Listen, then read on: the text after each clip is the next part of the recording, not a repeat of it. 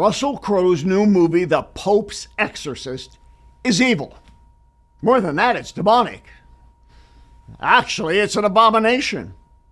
I liked him in the movie A Beautiful Mind. In fact, I've recommended the movie to those whose family members are struggling with mental illness, especially with schizophrenia and various forms of psychosis. But this new film was scripted in hell.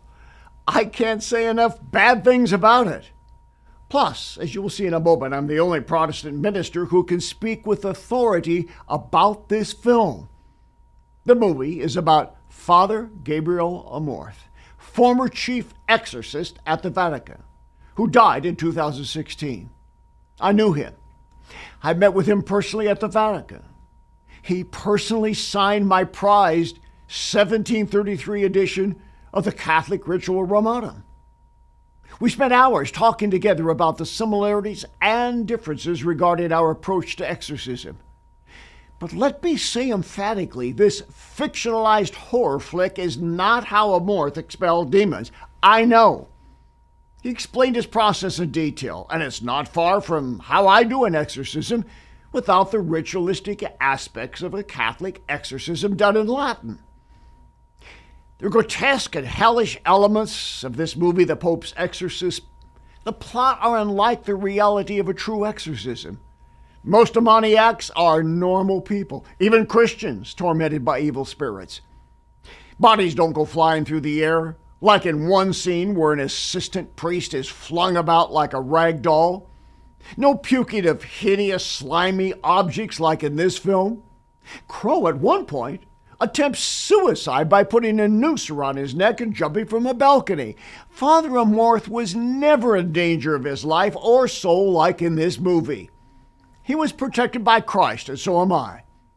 We both cast out demons because of Jesus, whose presence is sadly missing in this film. A few of the more egregious moments were these: calling the demons out of a man, sending them into a pig that was brought into the room, and then shooting the hog.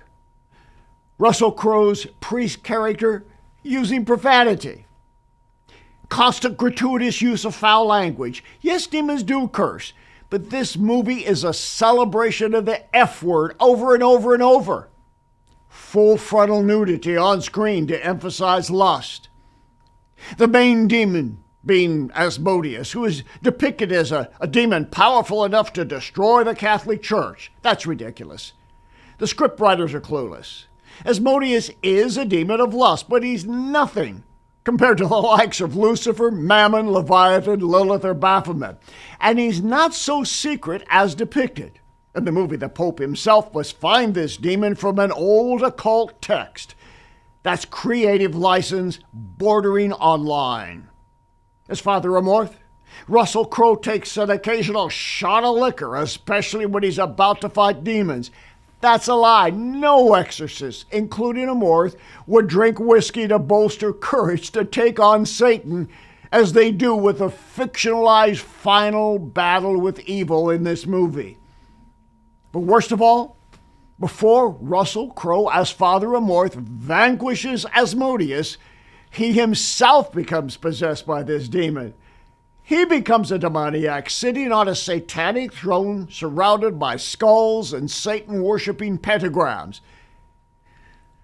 Prayerfully, you can now see why I consider this movie to be inspired by demons and a pathetic portrayal of a godly priest who dedicated his life to fighting demons. I saw this movie because of who I am and my public responsibility to warn of evil, like I did in writing books about cults. This movie lies that Father Amorth was ever himself possessed, like portrayed in this film. But you might get demons if you see this film for curiosity or entertainment.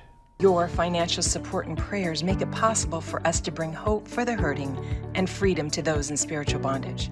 For the latest information regarding ministry outreaches, go to boblarson.org or call 303-980-1511.